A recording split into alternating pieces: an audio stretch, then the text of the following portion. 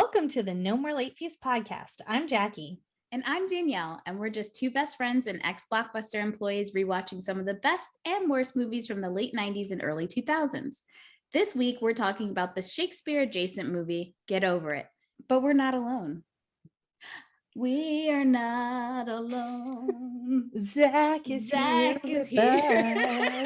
I'm not going to sing because everyone listening will immediately exit this podcast. Hi, you guys. Thank you so much. Hello. Welcome to our Get Over It, our mutual bonding love of this little weird movie. Yes. And as Vitamin C states in the beginning of the movie, love will keep us together. Yes. Even after we just told you we hated Titanic. Let's not talk about that and let's move on. But before we dive in, let's get into some house. You didn't do it with me. I'm sorry. Okay, let's try it again. Ready?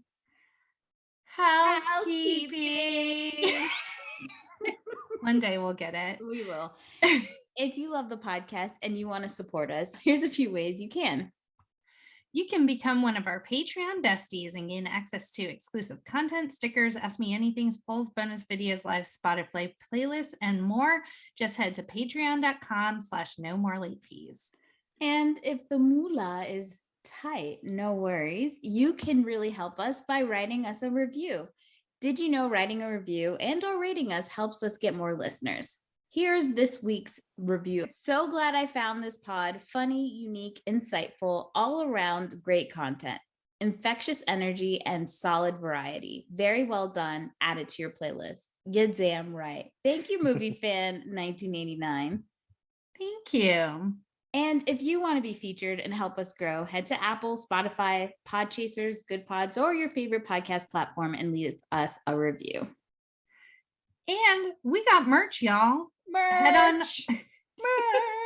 Head on over to redbubble.com/people/no-more-late-fees/shop. We have links in our bio tree as well.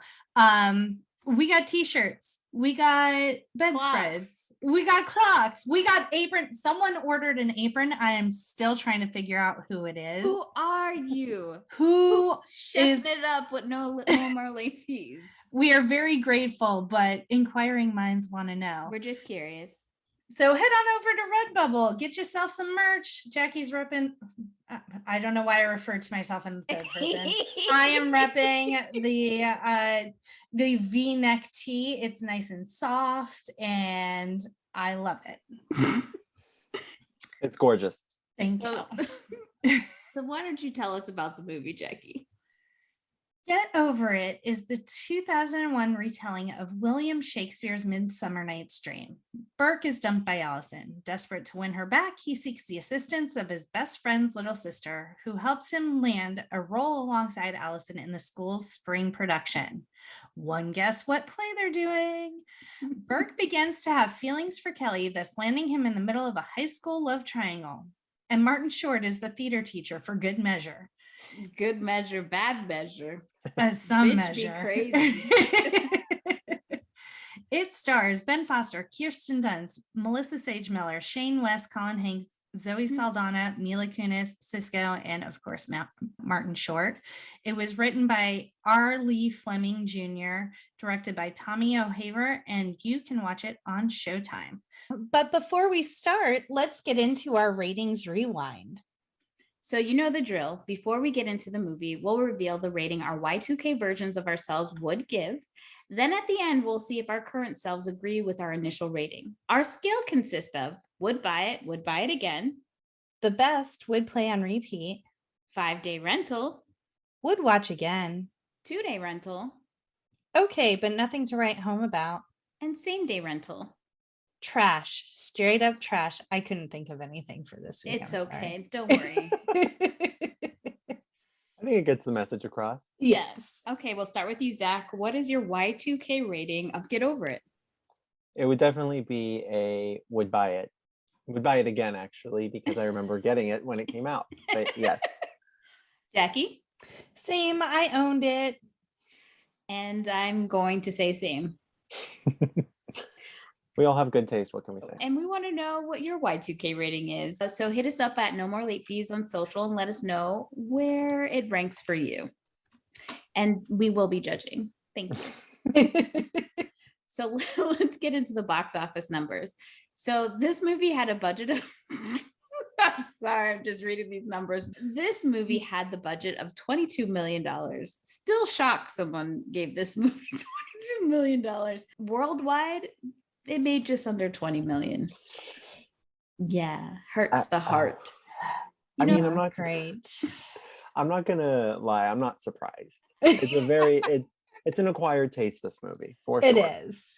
I feel like if we knew that we only had $22 million, why are there so many goddamn people in this movie? The cameos in this movie alone. We got Coolio for no goddamn reason. No reason. Carmen None. Electra. Carmen Electra. We have Vitamin C. Oh, Yes, just with that intro alone was a couple mil.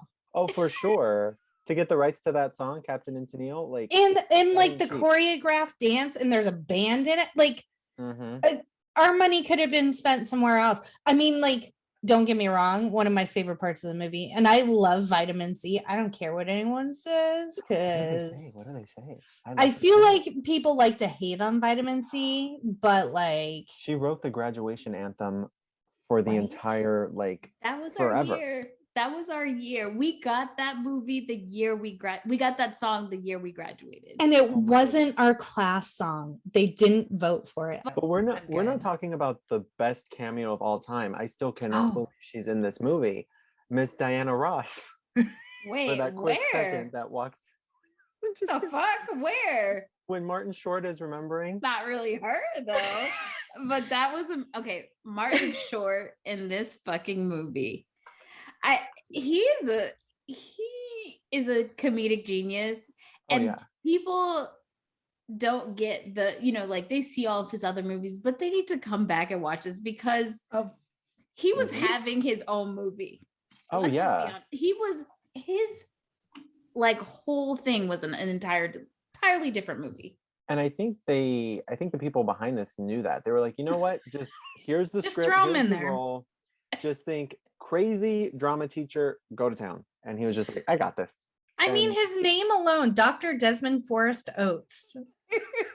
They should have added a suffix to it just to really drive it home. It should have been and Oates Hall. Oh, here we go.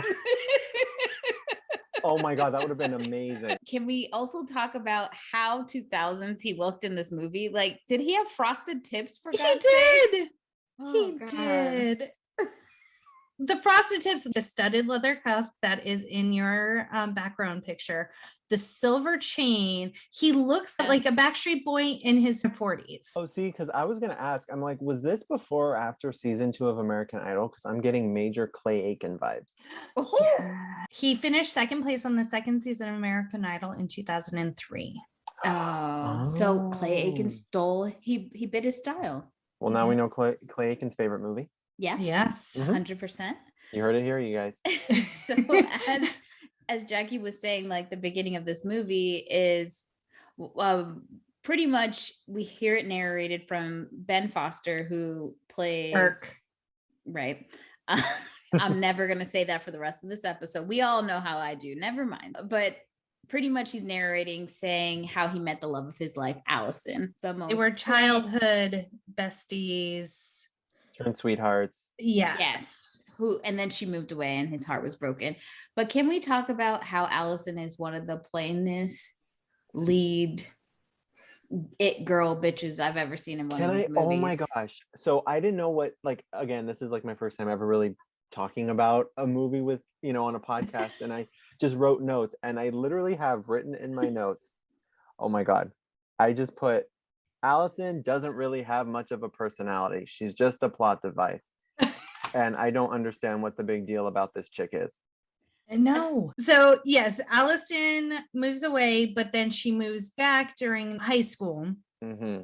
And Burke is smitten. We don't know why, because she is just, especially you're going up against Kirsten Dunst with the good boobs and fucking Mila Kunis. Like, And Zoe Saldana. I was just gonna say And Zoe Zoe Saldana. For me. Saldana. Yeah. Yeah. Zoe Like, Saldana is a freaking banger. I'm gonna say this though. As a kid, when I was still trying to figure stuff out about, you know, what I liked, I will say though, I always had a thing for redheaded women. So I'm gonna be honest.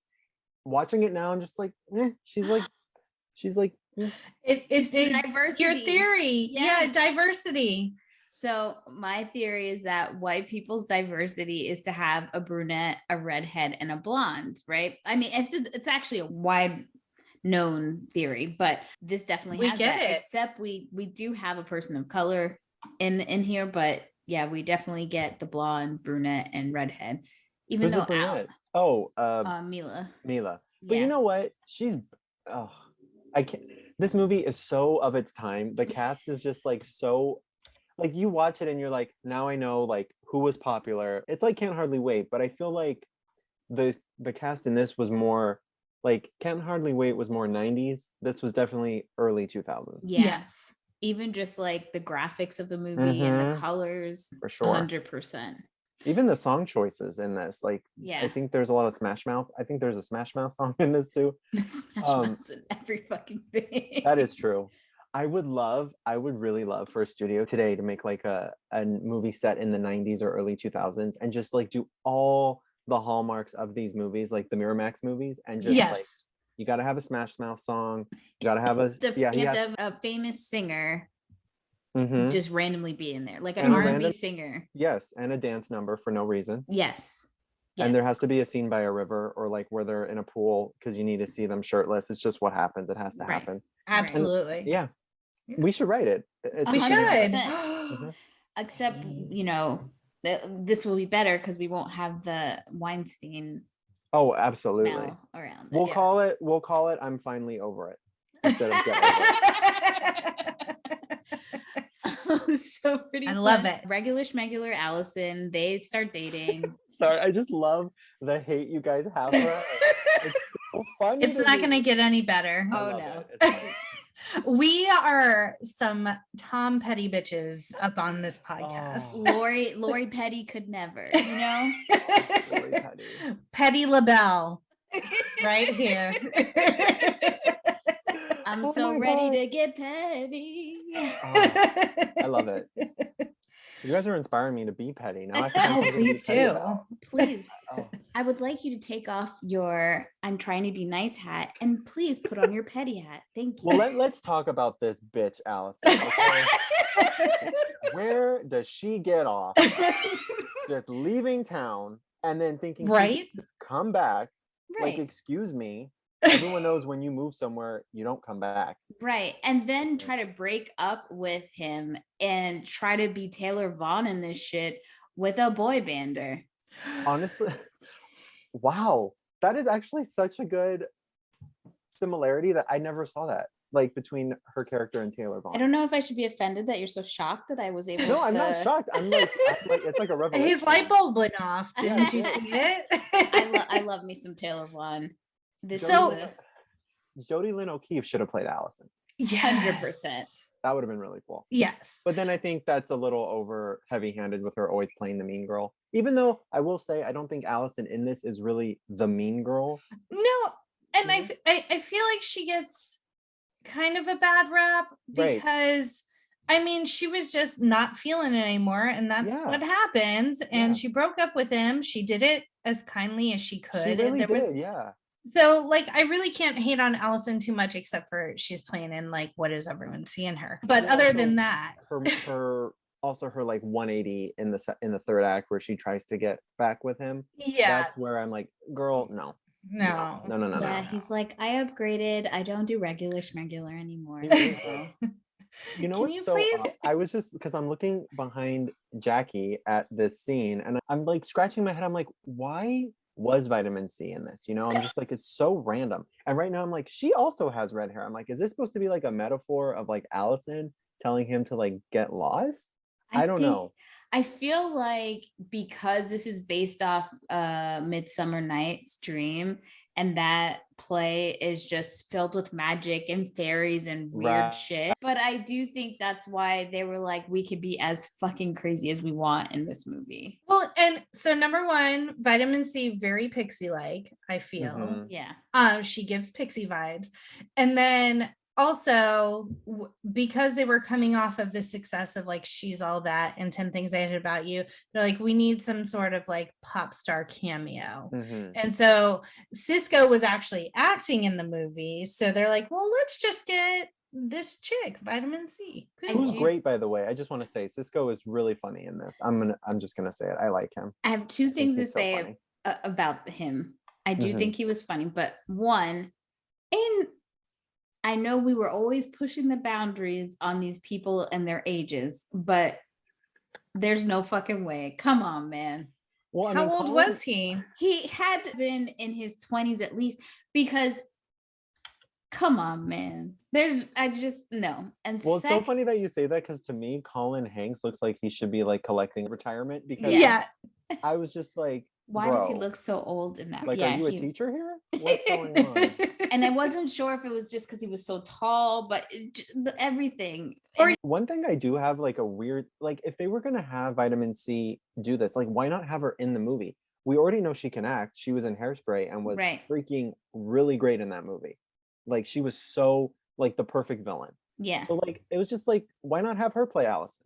You know what I mean? Like, That would have been way better. she already has the red hair. Just tell the other actress to leave and put on her costume and let's go. For real. Sisqo was 23 when the movie came out.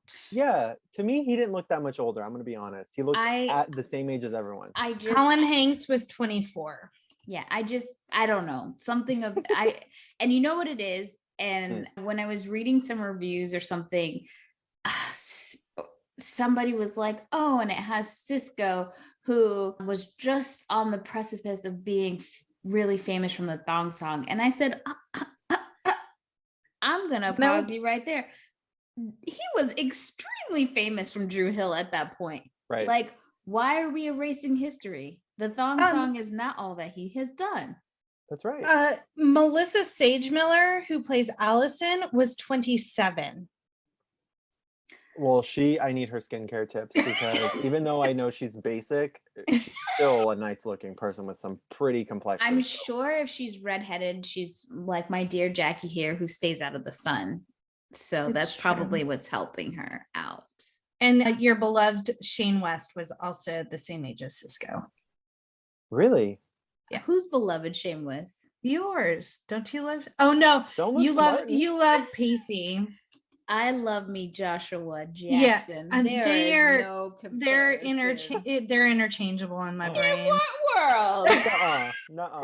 I'm sorry. In what world? They look similar to me. In what world? This is when me and Danielle are gonna fight, because I'm actually on the Shane West side. I'm like, Joshua Jackson? I mean, respect to you and your choices. I love it. Respectfully. My choices of having good taste. Okay. I don't Goodbye. understand. Thank you so much for having me on this podcast. Bye. No, I mean, I will say in this, every time Shane West opens his mouth, he gets less attractive. Oh my God, it's so bad. Oh my God. I'm like, what part of England is he from? Van Nuys? Like, it doesn't make any sense. It's such a bad. It's such a bad But then I'm like, accent. is it on purpose? Because like you said, because it's so bad. Like, it's so bad. There's no way this was not intentional. And I'm like, when you just brought up like it's very over the top and dreamlike and they have all these sequences, I'm like, so is that just adding to it? Is it just another, like, is he supposed to be like a cliche? Well, here's my question. Is Shane West like a really great actor? You're asking hard questions. I'm not saying that I think he's a bad actor, but like my scope is very limited, because me too. I I'm mean, just thinking he's only been in like what? This A Walk to Remember and Whatever It Takes. Okay, yes, he's a good actor, because I love him in Whatever It Takes. I love Whatever It Takes as It's well. so good. So Burke comes home and he goes to his parents' cable show. They're recording an episode with Coolio, not paying attention to Coolio at all. And they're like, it's a sex advice show, which whatever, y'all do you. Yeah. Like, excellent. It has my boy Ed Begley Jr. But like it's so weird, as if that show would really air on like it opens with them doing this position and like Yes. simulating this position, and it's just like I don't understand like why Coolio would even be on that show. If it like Right. what like okay, and then also if they were doing that, that would literally be censored out. There's Mhm. no way. It's I mean, cable access. Oh, okay. Well, Yeah. props to them for thinking outside of the box, for having their parents do something a little more interesting than just being like mom and dad. You know what I mean? Exactly. And I mean, Swoosie Kurtz, Oh, love her. I love her. Okay, can I be honest? you don't love she's- her. I don't. You don't love her? It's okay. She bugs me so much. I thought you were to say like I don't really know her, but like this No, is I know new. her, and maybe it's just because of I just don't like her. I'm sorry. That's okay. It's You're all allowed right. to have You're opinions. she's one of those actresses who's just in every fucking thing, but you're like, but what thing is it? You know? Yes. Yes, That's what absolutely. it is. Like Well, what it's kind of like movie? Allison Janney too. Until she became really popular, you look Yeah. back and you're like, oh my god, she's in everything. Yeah. So he comes for some reason to their recording and is like, Lissad. And they're like, oh, like trying to console him, but still do their cable show thingy. And then the whole audience feels bad for him because he's had to proclaim that Allison broke up with him. It's a whole thing. And it's just like, oh, this is kind of cringy, but okay. Also, just not necessary. I mean, Yeah. Yeah. I don't know. And I do think, I will say, like, harking back to Allison, I think, as you were saying, Jackie, that she really did handle it in the right way. And if this were made today, I think a lot of people would actually be not on Burke's side, because he Yeah. is, Mhm. I don't want to say aggressive. Stalkery. He's not aggressive, but he's very like He doesn't stalkery. accept Right. it. And it's like Right. he's like, oh, this isn't real, and what she's saying to me isn't valid. Doesn't matter. Yeah. Right. Yeah. Yes. So the next scene shows that they're at this club. I don't know what kind of clubs they thought they were portraying in like the early 2000s. Like there's drinking. These are obvious high school kids. Right. Well, I mean, are they though? But yes. Also, it was like straight up out of like Austin Powers. The core of the club was like 1960s, but mixed with like 90s. And then what I love though, my favorite thing in that whole scene is when Allison's talking to Maggie, Zoe Saldana, and she's holding her bottle of Evian. And to be cool, like the writers really thought like this is the way to introduce Shane West. Yes. Let's have him walk up to her and just take her water bottle and go and unscrew it and just hand it back to her. That's a baller move. Like, what? Like, ooh, he's so hot, he opened my water. Like, who said, like, that was the dumbest thing ever. I couldn't. I'm like, I don't want anyone snatching anything out of my hand. Right? And now, like, your hands, I don't know if you washed your hands or not. And now it's all over my bottle. Like, gross. That is my I don't process. know you. It would have been better if it was like, oh my God, I think I know that guy. I think he's in that band. And Right. then have Mhm. them Yeah. meet and then he walks over. But yeah, the Evian thing was super weird. It was just so lame. I was like, okay, am I supposed to think you're cool? Because now you just look like a huge dork. I'm sorry. But, you know, it's Shane West, so I'll forgive him. But they did a really, like, I know the club's aesthetic was weird, but they did a good job of capturing, because that was what it was like at the time. We were having like a 60s, 70s redux at that time. And so you got a lot of that mid-century furniture in this movie. Yeah. Look at me talking like I speak architecture. But it was definitely the vibes of that time period. The scene though where I can't even, like, I just want to laugh when Allison and Shane West dance and he goes down and he shakes her hips, but yet she doesn't do anything with her arms, so she looks like Angelica's like Cynthia doll. And she's just like, nah, nah, nah, nah. And I'm just like, Burke, leave. Like, get out of here. You like run. One thing that we did not even speak about was how many of us were probably into this movie or wanting to see this movie because we were obsessed with Flash Forward on Disney Channel, and it got canceled without it ending properly. And we were like, we love us some Ben Foster. We know this guy and we've got to see this movie. Because that was what happened to me. Yep. Becca and Tucker. For life. For life. So we actually didn't have a Blockbuster by us. And so we would just walk to like the corner video store. And I, like, again, you know, back then, you know, yeah, there were trailers, but like it wasn't like you go on YouTube and like watch them over and over again, or they'd play in front of like, you know, videos. So like the only way you would ever know about a movie is if there was a 10-second spot on TV, or you were like reading a newspaper, or you were in the theater and saw the trailer for it. And so like for me, I just went to the video store and it was under new releases, get over it. And I'm like, Kirsten Dunst, I love her. And then I'm acting like I went to the video store by myself at like 7 years old. I told my mom I loved her. Can we please rent the movie? And like, yeah, I immediately felt like Burke was different than the other movies at that time, because all the high school movies, the protagonists were either portrayed as nerds or jocks. And I feel like he was literally both.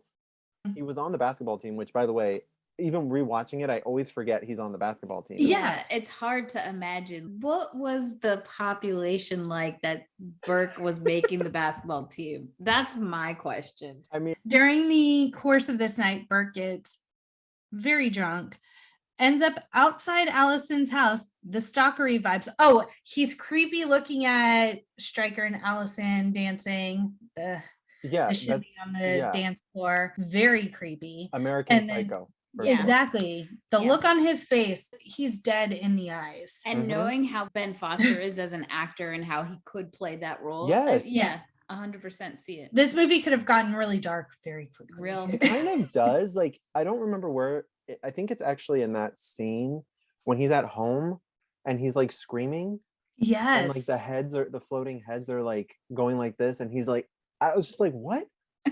There are some artistic choices in this movie, and like I feel like they thought it was whimsical, but like I did not need any of the like daydream interludes. Yeah. Oh, you mean like the Midsummer Night's Dream, like in the forest? Yeah, like it did nothing to propel the story. It was just super weird. It wasn't portrayed as like, oh, he's dreaming this. It was just like these weird little cuts. Right. That I didn't care for. And then like, yeah, his weird screaming, and then the heads are like, Burke may need to see someone. Honestly, I mean, I feel bad for Kirsten Dunst. I don't know what happened after this movie. Maybe she realized he's a little extreme for me. Yeah, because they dated in real life making this movie. I did not know that. They broke up before the movie came out, but they were dating. The more you know. And now Ben Foster is married to Laura Prepon. Which is interesting because we all know Mila Kunis is her co-star in that 70s show. And Mila ended up dating Macaulay Culkin down the line, and they make a reference to Macaulay Culkin in this movie. So it's just full circles. Wow. Yeah. It's like 6 degrees of get over it. It is. So Burke has been drinking a lot, and he thinks this is a great idea. I'm going to go to Allison's house, sing the song Allison outside her window very loudly and very off key. His friends, Felix, played by Colin Hanks, and Dennis, played by Sisqo, are just standing there. I'm like, get your boy. Like, what are you doing? Put him to bed. He's on the roof. Yeah, like why did they stop him before he made the climb? Right. Yes.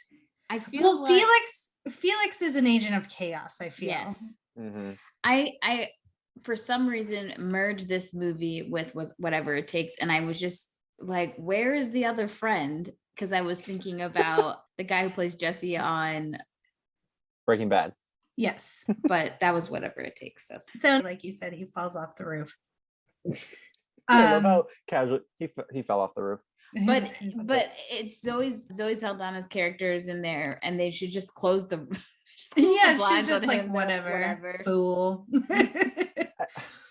He's just, I mean, I guess I don't know what he's doing. I don't know why he thinks that's gonna work. I can't even handle this. He's just making so many bad decisions in this movie. Yes, all day. All day. And Zoe Saldana plays Allison's best friend Maggie. Aaliyah was considered to play the role of Maggie, but the part was given to Zoe Saldana. I think it's interesting because, and we did a video on this where I feel like she just ripped the playbook from Gabrielle Union's character in 10 Things I Hate About You of being the backstabby friend.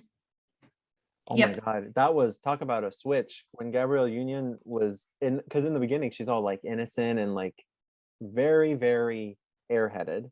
Yes. Can you ever just be whelmed? And then to turn into some like manipulative, like in that bathroom scene at prom, I was just like, whoa. And I feel like in this, Maggie, Zoe Saldana, she doesn't really have really that big of a part in this, unfortunately. She's just like stock best friend. And then we need a reason to give Burke like a crisis of faith or whatever, like who is he going to choose? And the only way we can do that is if Allison is single again, you know? But I feel like they could have had that executed by her walking into that hallway in that scene, seeing her boyfriend try to hit on Maggie. Kelly. Oh, when he does like this to her arm or whatever? Yes, when he's really aggressive towards Kelly. I think her walking in and seeing that, or him like thrusting himself and kissing Kelly, and then Allison sees it and runs away. Burke sees it and thinks, okay, Kelly doesn't like me because she's with this guy, and it would have caused all the tension. But he doesn't really realize that he likes her, right, until the kiss scene. I mean, because it's like when they're together, it's kind of like it all sinks in. Or actually maybe when she's singing during the musical and they have that like montage. Yeah. So I feel like if he did walk in on them, he would just be like, oh, okay. Because, you know, I feel like, but I will say the Maggie thing was a little cliche. It's like really like she has no character development, but okay, like fine. Like we need a reason for them to break up. So let's just use the character we already have. Exactly. Right. Yeah. But I think Maggie was always pretty.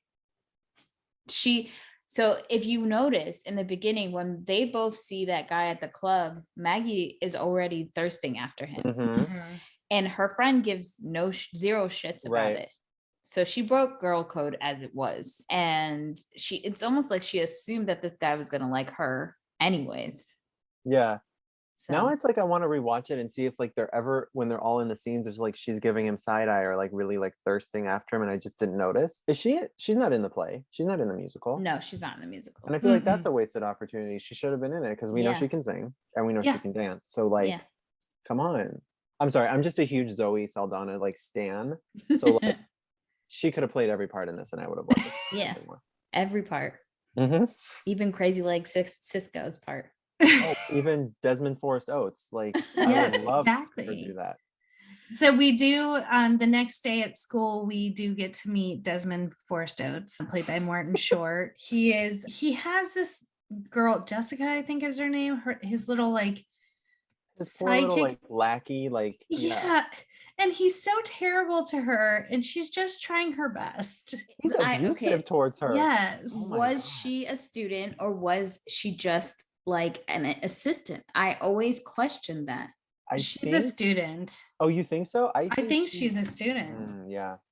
Then maybe, that was very unethical. Yeah, that's horrible. Also, I feel like the TV show on Hulu, Only Murders in the Building or whatever. Only Murders in the Building. Yeah. He has fantasies in this TV show that are very similar to the craziness that we see in this movie.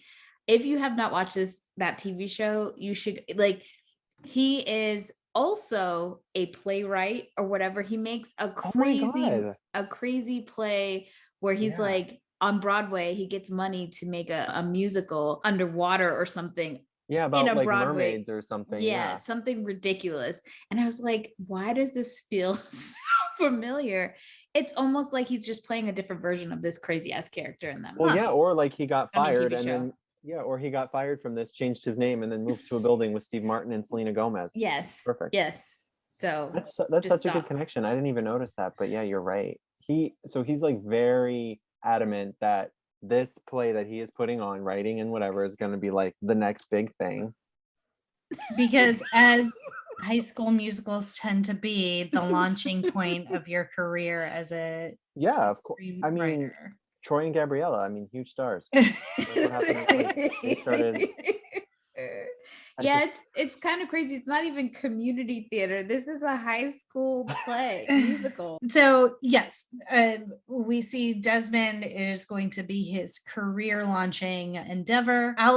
Burke finds out that Allison and Stryker are trying out for the lead roles, and so he's like, "I'm going to do that," even though he has no plan, no talent, None. no anything. Nothing. And so the next scene is, like you said, the gratuitous pool scene. Throw the girls in some bikinis. It's at a very interesting place. Like the stairs are AstroTurf. Yeah. And It's I weird. just, why Like, are but there they're like- stairs? They're like bleacher style. Yeah. They like Yes. go up like this. It's Why is so- it a stadium? Why is it just, it looks like a competition pool. It does not look like a fun pool No. Yeah. for splashing about. The other question, so this movie is weird because most of the movie does not sexualize the females in this movie. Like Burke doesn't. No. Obviously, he doesn't, like, what, even when he sees them in their bathing suits, like none of the guys make any. Dennis Kind of. stares all the time, but it's He does. like, it's, Because he's scared, like I think he's nervous to talk No, to he's her. Yes. like lusting after Mila Kunis though, because Yeah. she goes, Yeah. "Can I help you?" And he's like staring at a very particular area. And he's, huh? No.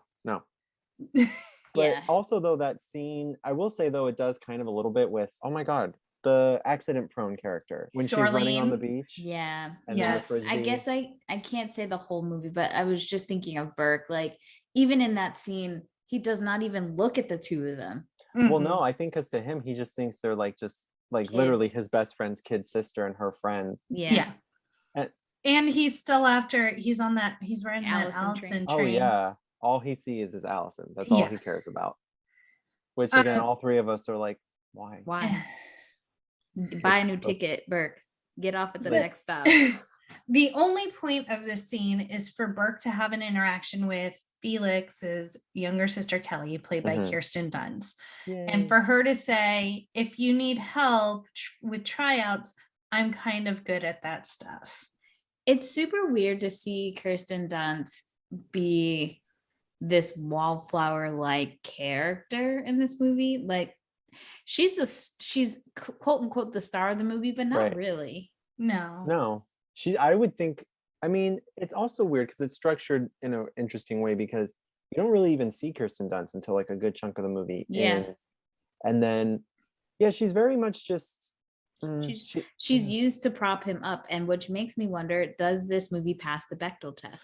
I'm trying to think, and I don't think it does. No, because I know Unfortunately. Maggie and Allison literally only talk about Stryker. Yeah. Mhm. And then Kelly and Basin, which that's an interesting name. I actually can't even really recall any of their conversations. I don't even think they have a scene where they're just talking together. Really. I don't think so either. Yeah. I highly doubt it passes. They the do when Bechdel they're test. walking away, Yeah, and she And the- goes, "Oh, I'm kind of good at that stuff." Oh. And then yeah. but But yeah, They're you talking know. about Dennis in that Yeah. scene because Yeah. he's like, "Did you notice Dennis was staring at me?" And like, yeah. That is weird because when I think about this movie, I don't really think of it as, this is gonna be weird. Even though it's like the main point of the movie, I never think of it as like a romantic comedy or Yeah. anything like that. For me, it was more about like the play and like Burke just being annoying. Yeah. So now we are at tryouts. And And Pitch Perfect could say thank you. yes. I mean, it is exactly the same, even the way they edit it, like interrupting each person's song for the next. Yeah, Yeah. absolutely. My question is, apparently there is this star thespian, Peter Wong. Gay. Is Desmond flirting with Peter Wong? I was just so into him because I thought he was so cute when I was younger. I did. I don't know. I mean, I watched No, him, like, he was. When you see him, you're like, why is he a background character? Considering everyone else, you're like, who? right? This movie for the guys, at least, it was very middle of the road, not the hottest guys at all. Yeah, but even as we were saying, even the women, I mean, in terms of like Allison, who's supposed to be the like crux It of the girl. whole motivation for him, and like I don't know if anyone watching it was like, damn, he missed out. Right? Yeah. You know? Maybe their whole goal was just to confuse us by casting. And also, this always bothered me, even when it first came out. Peter Wong. Are we supposed to assume homeboy is half Asian? Well, do you know the actor who plays him? Because I don't know. I mean, I looked him up and it didn't see not a thing. really. I didn't see not a thing. Oh my goodness, scandalous. Oh yeah, Christopher Jacket.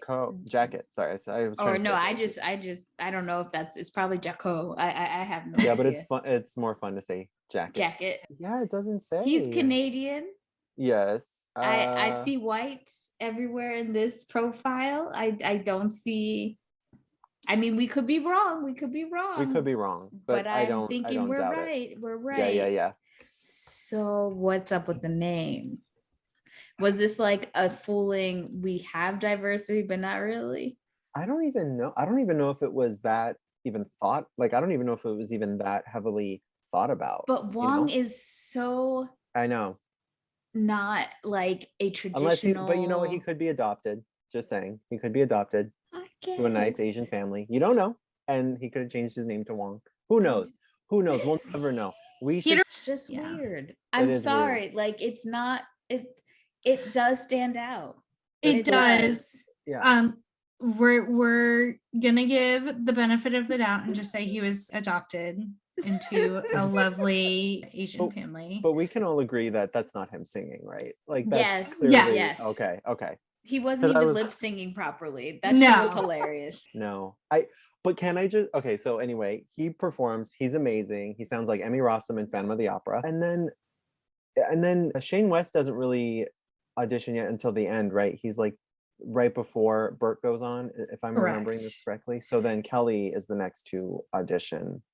Let And me. she sings Yes. her beautiful. And this The was girl inside. this is the first time Kirsten Dunst is singing in a movie. And I Mhm. love this. It's so sweet, so earnest, and she's amazing. And it makes me wonder why we don't get more movies with her singing.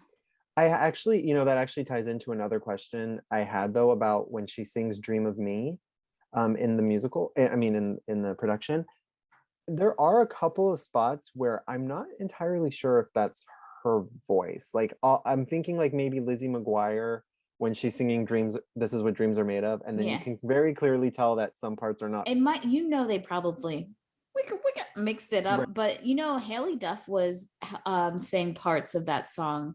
Yeah, she was the voice of Isabella, I think, her Mhm. singing voice, which that's really cool. But but that doesn't take away from how amazing Yeah. Kirsten, her whatever she is singing, she sounds amazing. Yes. It's her character's original song, and Desmond's like, "Are we supposed to be impressed?" He And was he's just such jealous. an asshole. Yeah, Yes, he's he just was jealous. So jealous. You could just read it on his face. Like, I don't support violence, but I wanted to slap him in the face so Yeah. bad. He Just was Oh. petty. And I felt so bad for her. 'Cause just- Even you're Burke is just breaking sitting there, up. doesn't say anything, and she just walks away. Like, oh, sorry. Hello, are we back Yep. Yeah, together? you're good. Okay, you're welcome.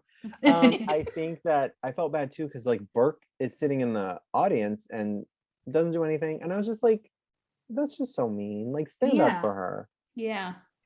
Do Poor Kelly. something. Yeah. So after Kelly is Stryker, and he sings, he accompanies himself on the piano. Bitch, you're just playing the piano. Well, what's Stryker's real name in this? Bentley Scrumfeld? Isn't that his real name? Yes. Yeah. Oh. Bentley Stryker Scrumfeld Ay, sounds ay, ay. like some lint you get in between your dick and your thigh. That's what it feels what? like. But can we just say like also like this movie has so many weird names. Like it's not really a point to talk about it, but like you have like Burke, Yes. Baseman, Dora Lynn, which I know is not a weird name, but you don't really hear that in a lot of high school. Like it was just a weird name for me. And then Right. Stryker, Bentley Scrumfeld. Like, okay. It's so And random. Burke is spelled Berke. Yeah. Like who spells Burke like that? I've seen that one. Oh, I I was gonna have- say he's it's- clearly So Burke gets on stage. He doesn't know what the hell he's doing. Kelly is in the audience encouraging him. And so he sings the first thing that comes to his mind. Because there's a girl wearing a big red shirt in the audience. Yes. And so he sings the Big Red theme song, which the entire audience is eaten up. Like they're in on it. They're singing along with him. At first, he's a little nervous. So Kelly starts kind of helping him along, but then everyone else is into it. He gains major confidence after his little sing along and strong. I do love the Big Red song though. It brought back memories that this was a bop. it's very This was similar. a certified bop. It's very similar to Brittany Murphy's Mentos scene in Clueless. Yes. I'm like, was this a thing now? Just free advertising, get our characters to sing our jingles. I just feel like the 90s and 2000s were just dedicated to candies and gum. I mean, we have just free advertising also. Just like put it in the movie. Let's go. Foo Fighters Josie and the did. Pussycats was right. Yes. They're subliminally like trying to get us to buy stuff. Yep. That's capitalism. Mhm. So this is about the time where Dennis and Felix set Burke up on a date to get him out of his Allison funk. And so this is where we see, is it Dorothea? I think it's Dora Lynn. Isn't it? Dora Lynn. Sorry. Yeah. I'm just No. giving her a random old lady name. So what I saw was they try to explain having this grown-ass supermodel in this fucking movie who probably was the same age as the rest of them in real life, but we are very well aware that she's older than them. Like she's not in the high school age. So they say she had a coma, and because she's accident She had a Right. coma. Like she was in a coma. You know what I mean? And she wakes up and for some reason doesn't take the GED, but decides to go back to school, and she's dating children? Question mark? The Dating early children? 2000s where no one realized how off and terrible these things are. We were conditioned, we're still conditioned, but we're waking up Yeah, a little bit. it's a process to like break out of that because like I didn't, when I was a kid, I just saw it and I was just like, she's scared. When I was little, she scared me because she was so accident prone. So I associated her with Final Destination. That scene when they're on the date could have been in Final Destination too. Like Yes. I was expecting Devon Sawa to walk in and Ali Larder to come in the other. It's just gonna be a nightmare. Yeah, because Burke agrees to go on this date with her and he just goes to the bathroom. That's all that happens. He comes back, that shit is on fire. People are hurt, stabbed. Food is coming out of people's throats and going into the other food. Yeah. And I think there's kind of a little bit of like a mean, like they treat not her character, but like they view her in like such a negative way. And I get it because Mhm. she is so accident prone, but like she's actually very sweet and just Yeah. kind of Yes. like just a normal, and so you feel really bad for her, but they treat her as a joke.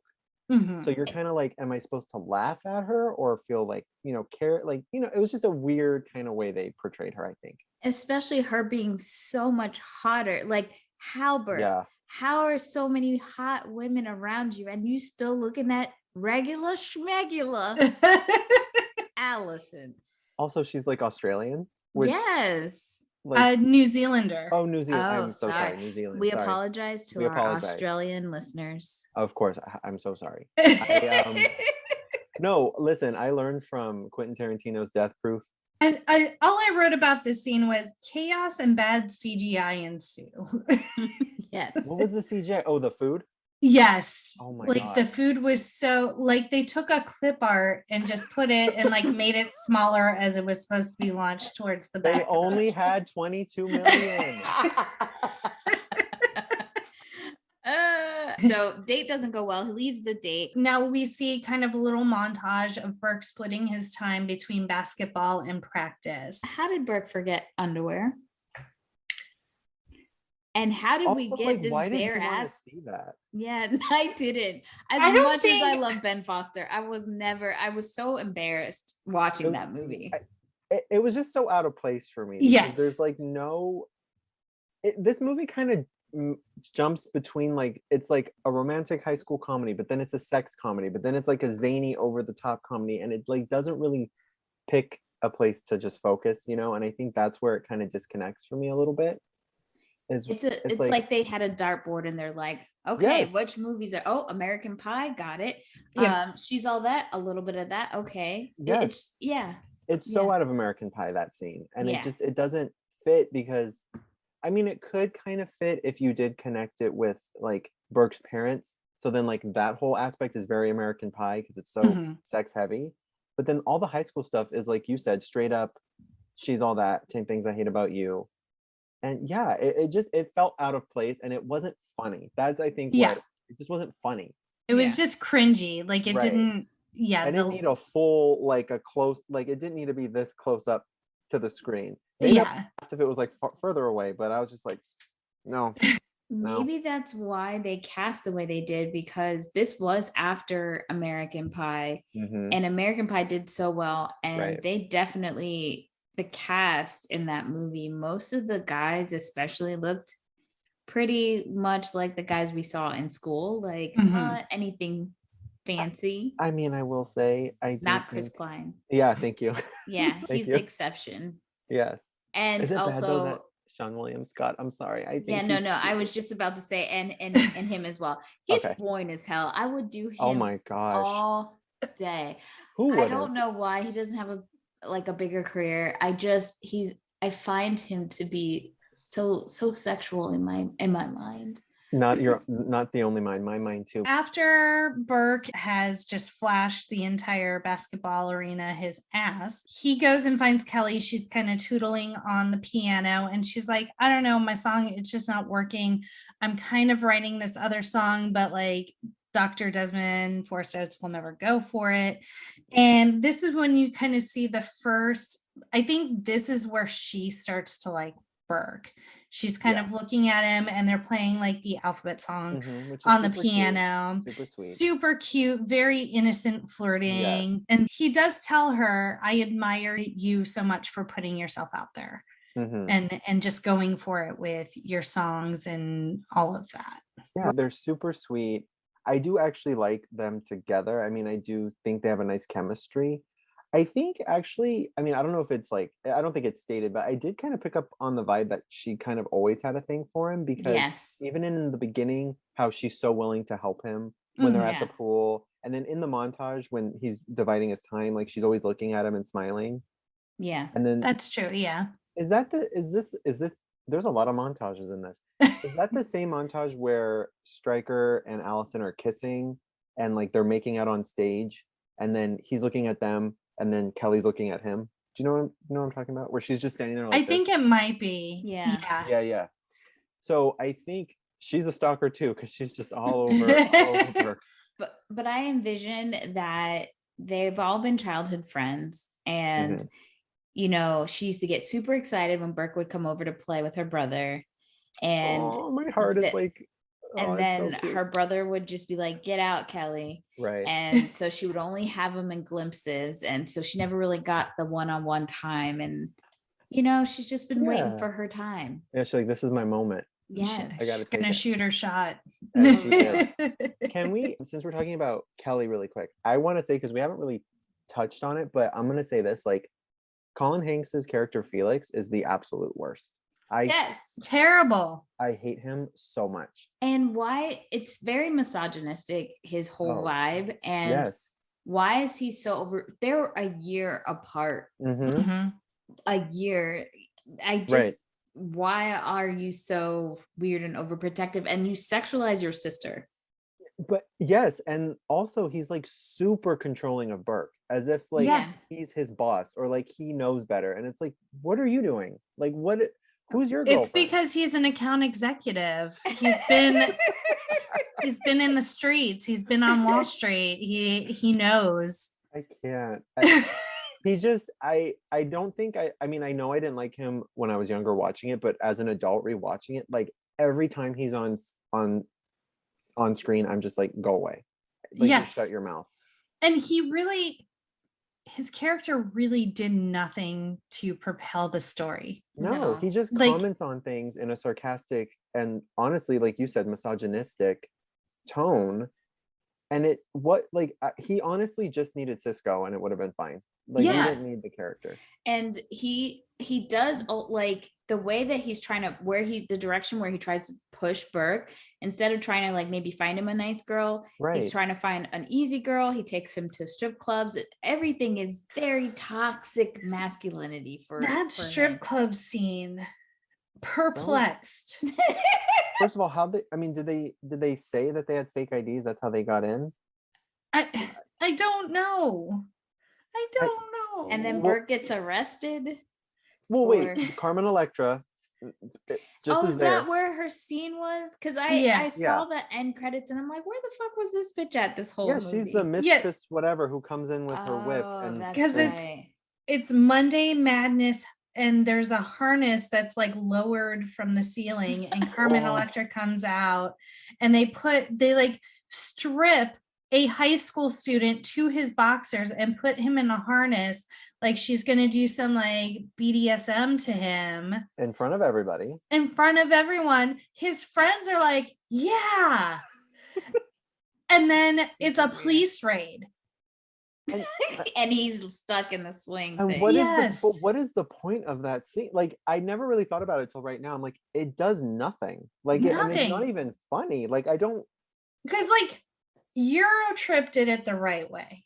Like Yeah. you're like in a different country, you got all like the kinky shit. You got Xena Warrior Princess as the mistress. So pretty. by And the way. like he's into Yes. it, she's into it. There's a safe word. Like that's how you do it. This is just you're abusing a high school student. So then that I have to be under the assumption that they used fake IDs to go in, because otherwise They would have had to. right. And that the raid? Were there illicit activities going on in the strip club other than underage kids? And again, it's like that tone shift where it's like, what is this movie?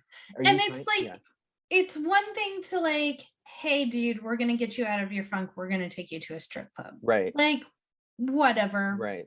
You do whatever you need to do to try and help your boy. Yeah. But like this whole over the top thing, and it didn't play out, it wasn't funny. Like it No. was just Was it just for the sole purpose to have that scene of his parents picking him up? But you could have done that any other way. You could have had him drinking and been picked up. Right. Like, it didn't have to be so aggressive, but like also in the point where like it has nothing to do with the story. Like, Yeah, at all. I have a feeling also that the newspaper would have never been able to print a half naked minor in the front cover of the newspaper for being arrested. Well, Yeah. if they did, they certainly would have never used a picture, and they never would have used the kid's name. ever. Yeah. That's like it would an- just been yeah. a minor. Exactly. And did they ever explain like how they took that off his record?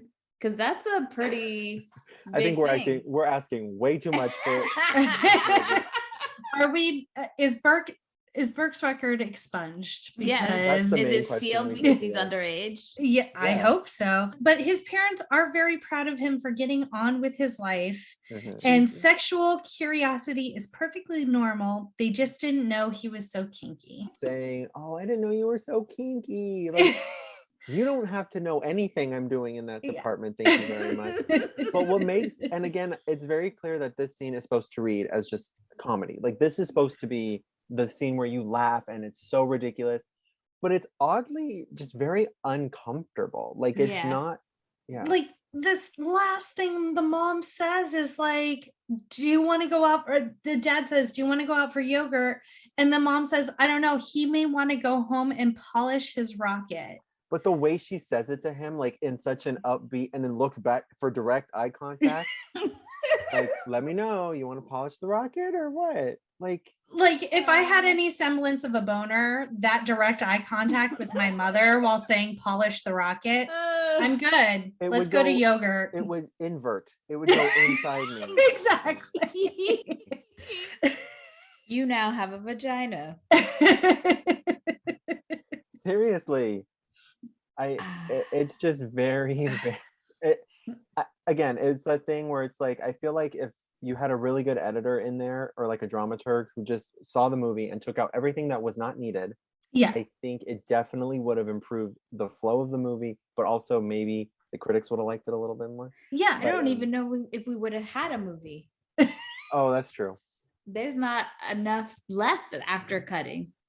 But that's what's really sad is that if you take out the parts that have nothing to do with the actual story and there's no movie, that's a problem. Because like as we're talking through it, I'm like, I feel like we're getting off on a bunch of tangents, but that's just the movie. Like Right. that's just how the movie is. It is. We're talking about everything that happens in the movie, and it feels like a tangent as we're talking about it. It feels like we're talking about 10 different movies. Yes. So we're now back at practice or rehearsal. I keep calling it practice. You can tell I was not in the theater. How dare you? It is rehearsal.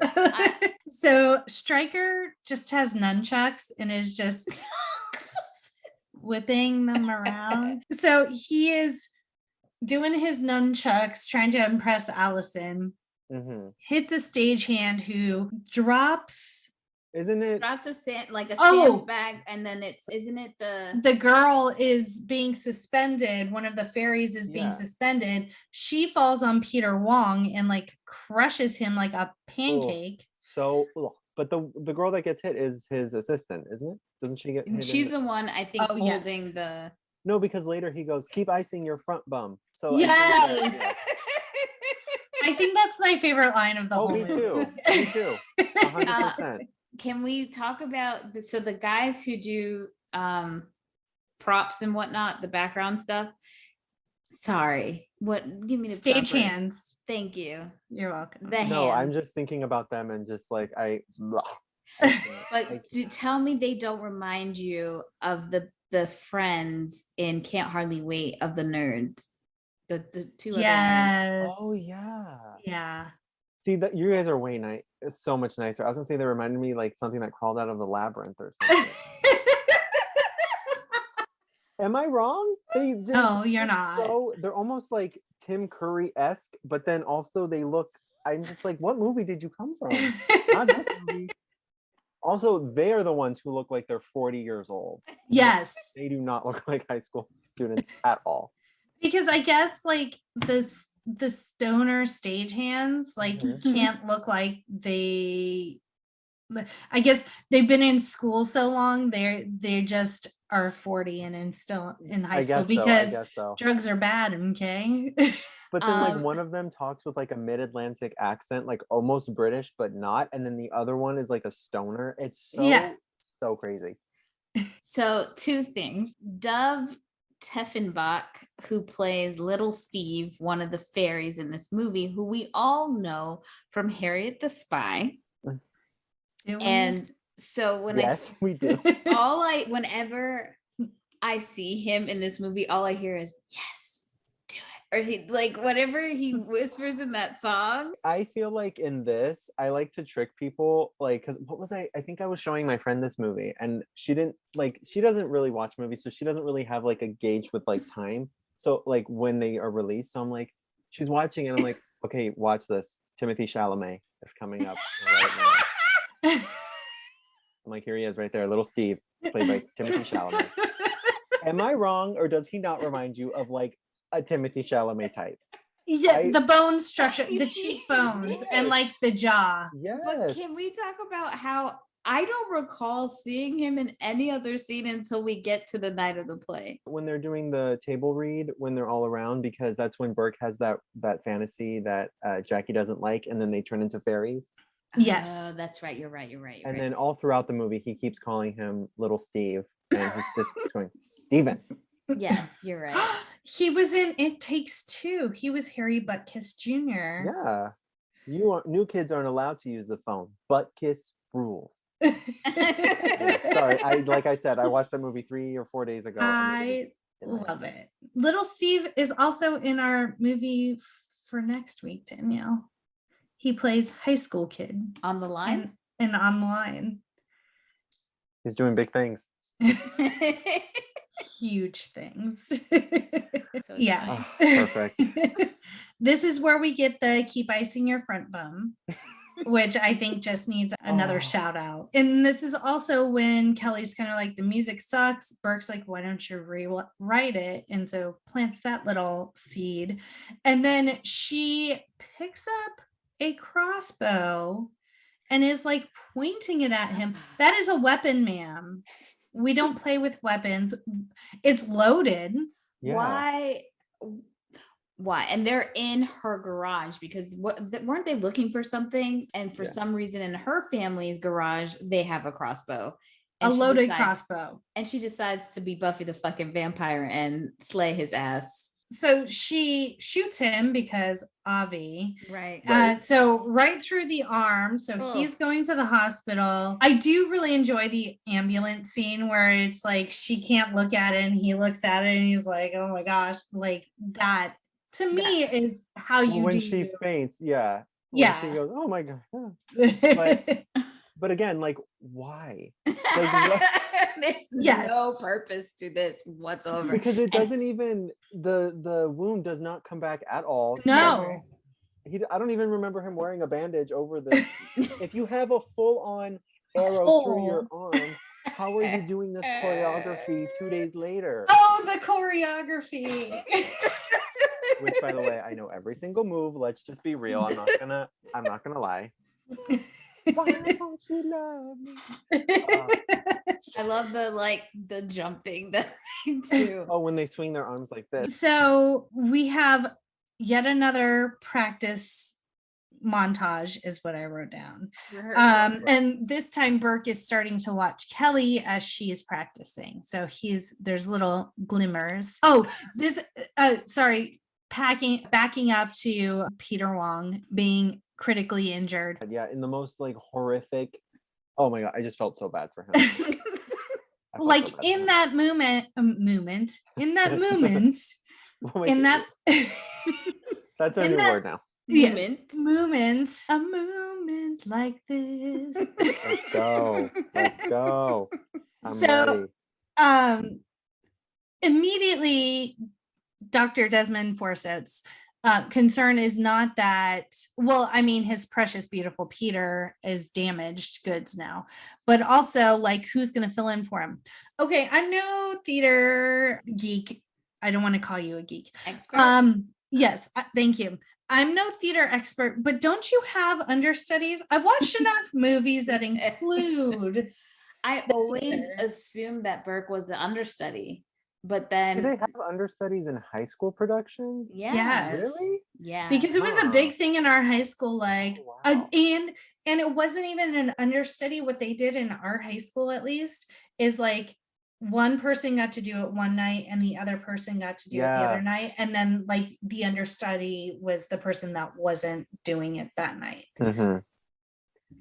So I don't know why Stryker was just like, I nominate Burke as tribute, and there was no like official understudy. I know, and little Steve wanted to do it so bad. He was. He did. Like, I'm ready. How did I forget all the scenes little Steve was in? That's so funny because I just remember every scene he's in. Felix finds out that Burke's parents are going out of town and is like, we're throwing a rager. I'm sorry, I did not approve this. That scene, though, again, is just another example of how terrible Felix is. A garbage human, not even just like a trash friend, like a garbage human. You have no like respect, boundaries. Yeah, no thought for anyone else except for yourself. You're going to do what you want to do, even though your friend's like, no, I don't want to do that. Exactly. So Burke is with Kelly, and then he realizes or finds out that his trash friend has thrown this party. But there's a scene in this movie that when I saw it, I know it literally makes me want to throw up, which is funny because it's literally someone throws up in a punch bowl and people are still drinking it, which no. But I immediately think to myself, what does this feel like? It feels like the pubic hair scene on the pizza and She's All That. And now again, full circle moment. Yes. We now know it's this dumbass who wrote that movie. And it's just like the horse poop scene and He's All That. That gross out scene. For no reason. Yes. Something we is wrong don't with that need man. it. Don't need it at all. I guess they did it. I mean, I guess the point of that was for them to be sick and then someone needs to fill in. There's right? So many Wasn't other that? ways. Oh, that's why Dennis goes in because Crazy legs. to right. dance. Right, but right, I right. feel like other people drank that punch, but I guess they weren't all in the production. In the of play, the yeah, play. in the production. But that no, I'm just gonna tell myself it was just like fruit cocktail. That Jello. Yeah. So it was gross. Pineapples. It was just pieces of pineapple. So prior to the party, though, Kelly goes in and meets with Dr. Desmond Forrest Oates and is like, hey, I wrote this song. I think it kind of fits better with the flow and the tone and the fucking Midsummer Night's Dream. And he's like, no, little Miss Sassy Pants, like it doesn't say additional lyrics by you. Right. Like he's so dismissive of her and she's just like, whatever, at least I tried, which props to her. She probably knew going in that he was going to like totally say no, but at least she tried her best. But also like he's supposed to be an educator and you would think that if a student wanted to be involved and like you would be like, yes, like well maybe not right now, but we can, you know, but he attacks her. Like he straight up is so vicious. And I'm just like, why are you here? Like you clearly have suffered something and you're like, I guess that whole Diana Ross moment, but it was just so, he like turns kind of a little too evil in that scene for me where like I just don't like him. Like before he was just like he was just like whatever, like that's his character, but then that he was like really vicious towards her and I think it kind of took me out of the movie a little bit. It almost like I don't know, but he was quite nasty to her. And we can all agree her song is 1,000 times better, so much better. But I love that in the next scene Burke walks by a store and you could tell he sees something. We don't see what he sees and he buys it and he gives it to Kelly and tells her, you know, because she's telling him that she got rejected pretty much and having a bad day. Burke gives Kelly her gift and she's like, well, I'll open it after we practice. There's 21 hours till showtime. Burke's sucking more than he had previously. They sit down on the bed, they're talking, they have a moment, they almost kiss, and then the phone rings, and that's when Burke realizes, fuck, Felix is throwing a party at my fucking house and I'm not there. I had that phone. Yes. You knew what I was gonna. Okay, yes. Jackie had that phone growing up, and when I saw that phone, all the memories. Oh my goodness, that's amazing. My favorite color is green, and so like a green jelly cordless phone. What could be better? Yes, right. It was amazing. And then he goes to his house for this party, and she comes to the house for the party as well, and everyone's at this damn party, including Allison. What? Bitch ass Allison. It's at Burke's house, right? It is. And she why fucking would she shows go there? Up. Yeah. Yeah. Because it's the audacity for me. It is. And not only does she fucking show, her regular schmegular boyfriend shows up as well.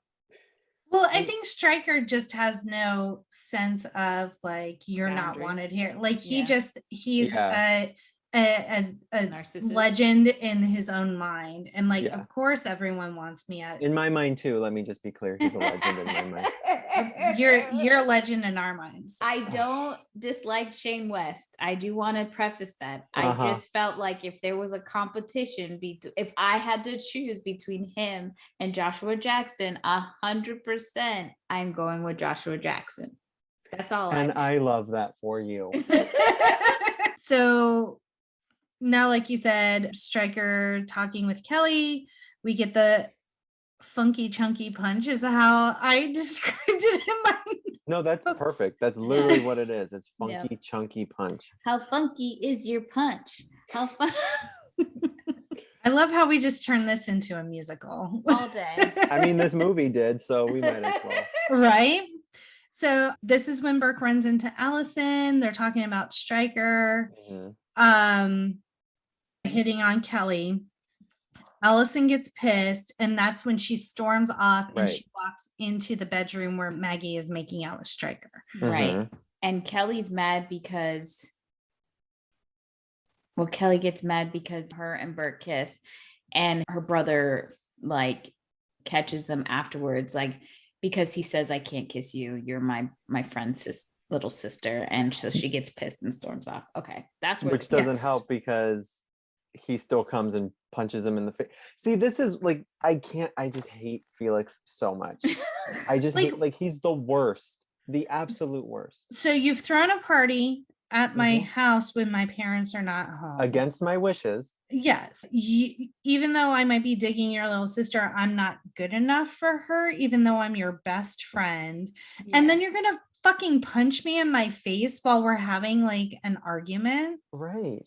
Terrible. And it's not you took me to a fucking strip club and left me hanging. Sorry, I keep interrupting. No. What you're saying is absolutely right. It's like he already is best friends with Burke, so he should know he's not like a jerk. He's a nice guy. So like, why are you so? It just is so ridiculous. Like, you're controlling every aspect of his life, trying to tell him what to do, going against him when he's saying he doesn't want to do something, but now you're going to act like you have the moral high ground and you were betrayed because he pushed off your sister after she kissed him because he thought it was wrong, and you're going to punch him in the face? Like, who are you? Go away, transfer schools, and just good luck to you.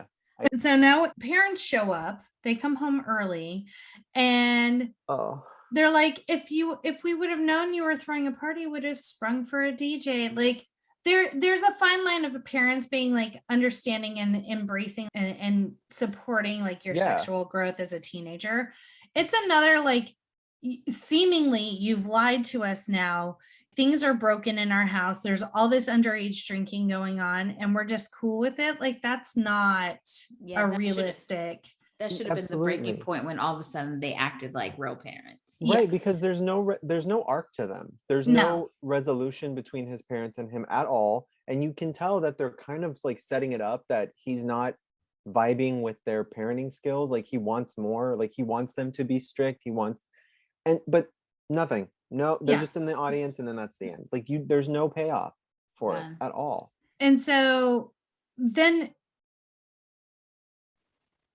Felix have a chat with Kelly, and all of a sudden he's like understanding and stuff, and he's like, oh, Burke's an idiot if he can't see how awesome you are. You have literally been threatening and have like literally punched your friend in the face for attempting to go after your sister, and now you're fucking gaslighting her and being like, oh, Burke's the problem. No, Felix, you're the fucking problem. Well, I think I will say in his defense, in just this scene, she does tell him off and says, look, bitch, we're only a year apart, stop with this shit. And so he does click out of it. And then he doesn't say it's Burke's the problem per se, but he's like, look, if Burke can't see how amazing you are, then but he did, and you socked him in the face. He did see how amazing she was, you jerk. But he did back away, and the reason is that that's Felix's little sister. I don't know if he got that part, that he is the reason that they're. Am I the drama? Yes. Exactly. And we're all screaming at the screen, yes, you asshole. Like, yes. You are. So Kelly goes back to her room and she sees the gift from Burke, and she opens it, and it's a recorder, and he's recorded a sweet little message that says, I saw this and thought of you and thought you could use it while recording your songs. And is the next scene them at the play, the musical? And this is when we get the line, someone says shit, and Dr. Desmond Forrest Oates says, enough out of you, muck mouth. I'm like, we're front bum, muck mouth. Where are we? I'm still not over keep icing your front bum. Like, it's just like I don't think any movie will ever have a funnier line than that. Yes. So Basin's partner is sick from the chunky funky punch.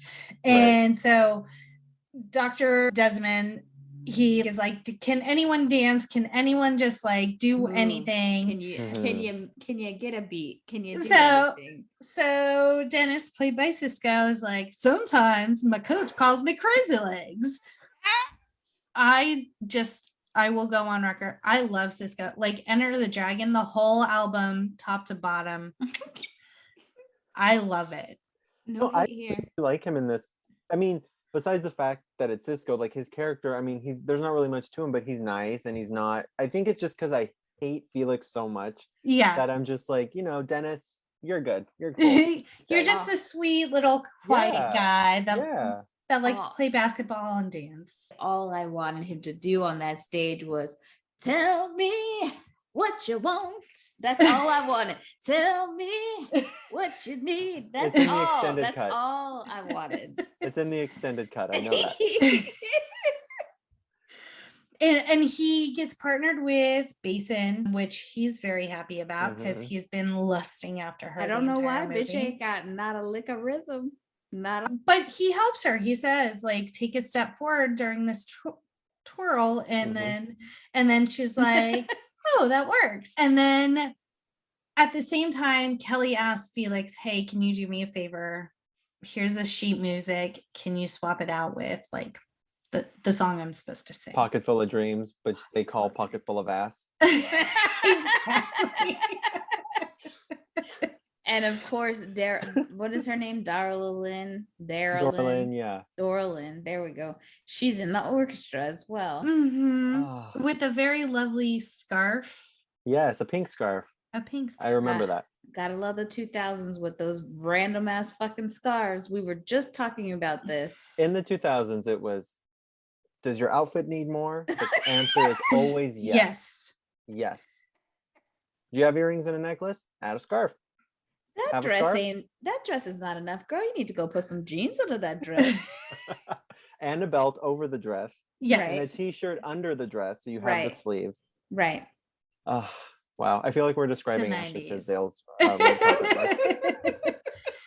So now we get Curtain Up, the first song.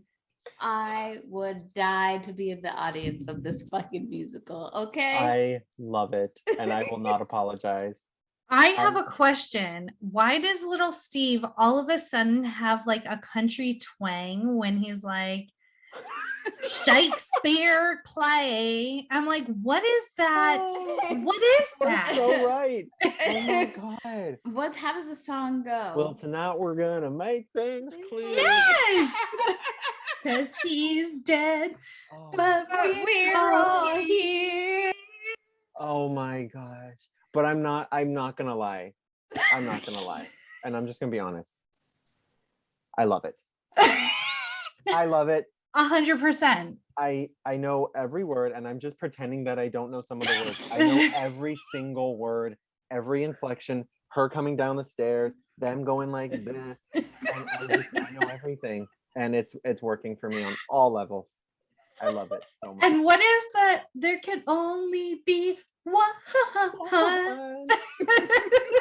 I'll say my favorite part is when they do in the opening. I would never think that they would incorporate Boom Shakalaka into the opening, but it works. It works. It works. Midsummer Night's Dream. Oh, it's so good. So also, wait, really quick, plot hole. I don't know why little Steve was so sad that he didn't get the lead. He has like the biggest part in the whole play. He did. Yeah. You're damn right he does. Like, you're good, little Steve. I want an album cover with a picture of little Steve with chains, and it says parental advisor, and it's just him going little Steve, but in his whole outfit, in his fairy outfit. I love it. I can see it. And I think I would buy that. I would buy it. And so Forrest Oates is pleased. They didn't fuck it up. So then there's a scene where what's his face, Stryker and Burke are. It's like this very tense, like they're singing but like really fighting, and like shoving each other out of the way. And yeah, and Right. Burke punches him straight in the fucking nose. And everyone's like, is this supposed to be happening right now? This is a Euphoria Yes. play, 100%. 100%. Is this fucking play about us? Is this where they got the idea for the Euphoria play? Probably. I honestly think so, and I think more people need to know about this. Because I just, it's so funny. I love the opening is very broad, or actually the opening I would say is very like 1960s like beach movie. The song is very up and hyper, and then the Why Won't You Love Me is very clearly NSYNC Backstreet Boys vibes. Yes. And then it goes to like a Kirsten's, and it's like a Fiona Apple, Celine Dion song or something, and it's just, oh, I love it. You know what, Desmond Forrest Oates, I know what you're doing. I approve. So good. So now it's intermission. Apparently towards the end of the movie there's supposed to be like an explosion, and so Stryker goes to the stoner stagehands. Yeah. And he doesn't even offer them money at first. He's just like, can you do me a favor? And they're like, yeah, sure, what? And then he's like, can you detonate this thing a little early? Right. So we are going to blow a kid up on stage. Mm-hmm. Is this what you're telling me? For what reason? Like, what did he do to you? Like, what was the reason? No, I mean, like, he cheated on Allison. He clearly didn't want her really anymore. Right. Okay, maybe he got punched in the face on stage. Okay, that sucks. But like, dude, you're literally a boy band member. Yeah. Why do you care? Why are you even in high school? I know. And then he tells them, here's $47. They've already agreed to do it for free. They didn't give a shit. He gives them $47. He's like, when I raise my sword.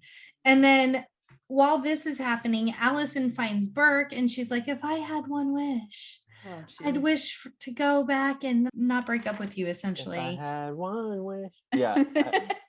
I it's just so like, really, girl, like, go away. Like, just shut up. Like, it's everyone can see what you're doing. Yes. And I think, though, I mean, I will say it is necessary, because if that didn't happen, the audience would just be left, oh, he went with Kelly as a consolation prize. So like, he needed to be able to have them both like pine after him, and you know, but it was just handled in a really like, the lame minute way. she gets cheated on, like, all right, let's do this. Because like, it wasn't like she met Stryker and dumped Burke for Stryker. Right. She was not feeling it, and she was already broken up when she met Stryker. Like, it didn't make sense. And then this is when Allison kisses Burke without consent, and Kelly sees. So now Kelly's just like, well, I guess I know who won that battle. Yeah. I do want to say this is when Kelly has her solo. I remember a young me was very, very envious of Kirsten Dunst in this white outfit, not because of the outfit, but I was like, baby girl's got a good strapless bra on right now. That's all I ever thought about. I was like, Titas are up, they're bouncing, they're ready they're to play, good. they're ready to perform. I think that was just because she was in her early 20s. I doubt if she was even wearing a strapless she bra. was. Danielle very much looked at this scene. Now, I could be wrong, but I do believe I saw a line here. Okay.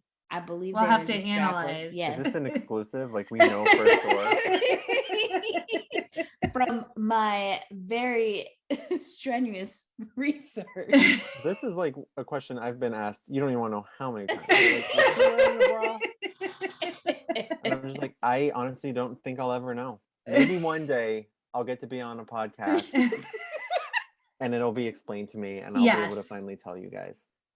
So well, thank you that for day that. has come. Yes. Well, I appreciate it. I see you. I respect you. I hear you. Thank you.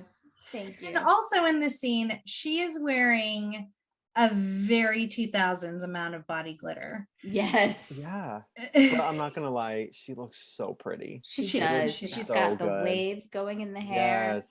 And it was glitter, everybody, not shimmer. There's a difference. Yes. Oh wait, we kind of glossed over the "I'm proud to be a fairy" song really quick.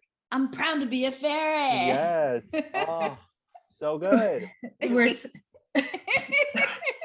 Where Dennis gets his time to shine and he riffs on the Oh, dance moves. yes. Do they is this Yeah, he does do that. He does. Okay. And then, so that's where you kind of see the sparks between Basin and him, because when he dips her, she goes, and then it's like, oh, how cute. Also, though, I will say, I love Martin Short's reactions the whole time, like for every song. He's like, it was okay, you guys. Okay. But my favorite is when he's so happy and he like slaps his and he goes like that.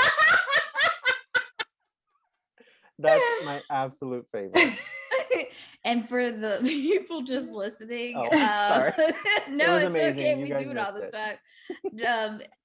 You have to go to YouTube and check it out, or Yes, Spotify. you do. Or Spotify. So now Dr. Desmond Forsythe is pissed because how dare Kelly hijack Pocket Full of Dreams? Yeah, who is this woman who puts actual Shakespeare quotes in a song in a Shakespeare adaptation? What a psycho. What was she doing? And I love that when the song is over, because everyone is mesmerized by Kelly singing this song. Burke is even Desmond Forrest Oates, he ends up Yes. coming around, which is great. Yeah. because And Danielle, during this song, Burke has this like mental flashback of spending time with Kelly. yes, his montage of love. Yes. Mhm. But this part is one of my favorite like quotes from Crazy Martin Short, where he's like, what is this noise, Jessica? Or like, what's happening, Jessica? She's like, it's a applause, sir. And like, it's just so fucking ridiculous. But I absolutely love that part so much. He's Wait, does that happen after Kelly or after the It's at the whole end. play? It's at the whole end. play. Yeah, Sorry. Yes, but that is my favorite part. Applause, sir. Like, duh, you idiot. Someone who doesn't know what applause is should not be writing songs or directing Yes. theater.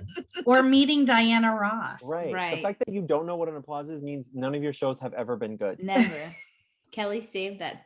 She did. All the drama happening behind the scenes saved this fucking play. Yes. For sure. And do they have to do this play again? Like, this is just opening night. Yeah. Towards the end, not to jump ahead, but they do say, oh, so you ready to do this again tomorrow night? Oh, that's right. Yeah. So the next after Kelly has her solo, Burke has this monologue and he is supposed to kiss Allison, and instead he flips the script and he kisses Kelly because that's the one he truly wants. Was anybody else shocked that Burke could actually write lines that quickly in his head and have them rhyme? Because I can't do that. I was shook. I can't. Those were bars. That was like yes. That was like Eminem level up right? there. Oh. Spaghetti. It's super sweet, super earnest, and I actually like even Allison's reaction to it, because she's not angry. She's just like, yeah, I figured. Like, Yeah. I was just gonna try. And so I like that. I mean, I feel like that's one of the things I like is that Allison's even though she doesn't really have much of of personality, she's not the typical girlfriend character, where she's just like I hate to say it, a bitch. And so I like that, and I thought that was it added a little level of maturity to the movie, I think. It just felt like, of course, the regular schmegular would react that way. Like, what else is she gonna do? She has no skills. She Right. can't verbally or dance. physically. Well, do we know anything. she can't dance. I love your Cynthia Doll comparison. That's literally her. I just will never get over that. I hope everyone who's listening to this or watching this when this is over, please go to that scene in the beginning when Shane West takes her hips and tries to get her to do the merengue or something, and she's just dun, dun, dun, dun. It's the best. Please. You don't know what you're missing. I love it. So Allison is fine with it, Stryker is pissed and he's like, you can't rewrite Shakespeare, blah, blah, blah. And he's throwing a hissy fit, raises his sword, and he's the one that gets exploded upon. Serves you right, Stryker. Yeah. And then the most unrealistic thing in this movie, and that's saying a lot, because I don't even know if physics even factors in here.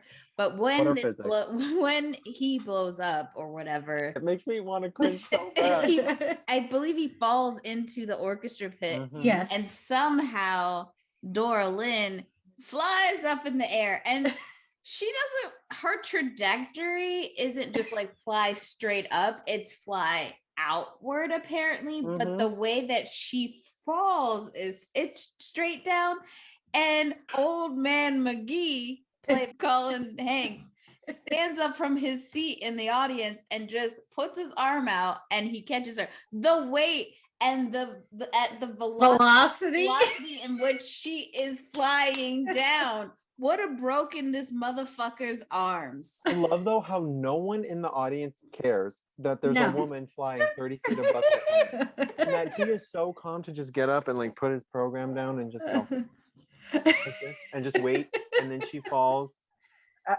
But to be fair, they did do a little bit of foreshadowing, because when they do the Dora Lynn introduction like montage where she's having all those horrible accidents, she does get hit by a truck on the beach and flips like 9 times in the air. It's true. Maybe she's a superhero. Maybe it's her origin story. Maybe she's made out of movie is her in the coma. And it doesn't even exist. That's why it's so weird. Oh my god. I Chills. love it. Goosebumps. I love it.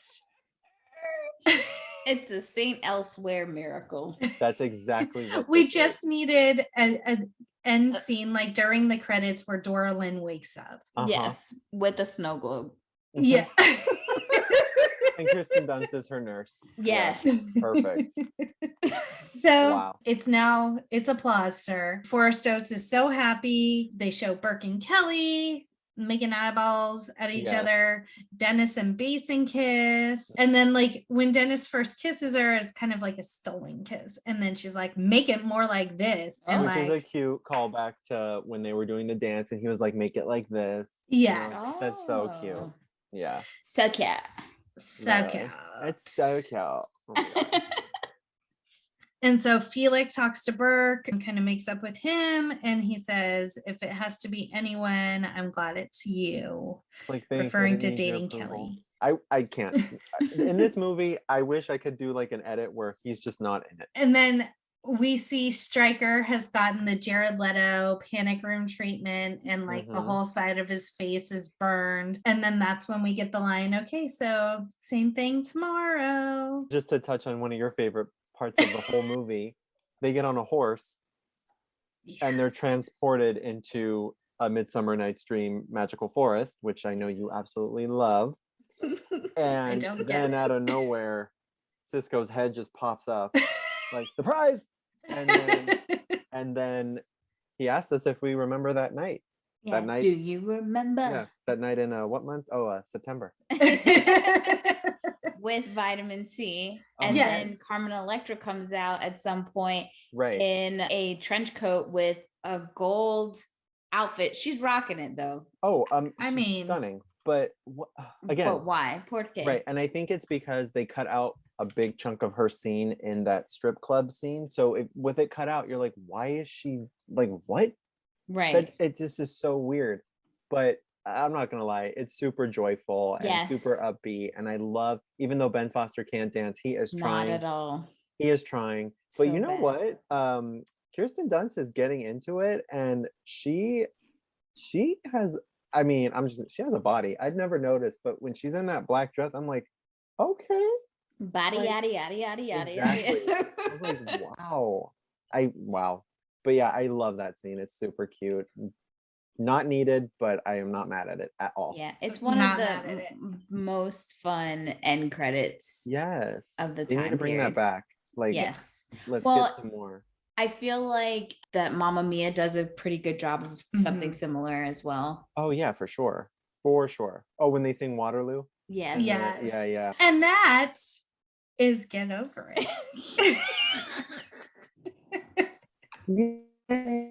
Well, before we get to our ratings, Zach, tell everybody how they can find you on social and get to see your awesome TikTok videos.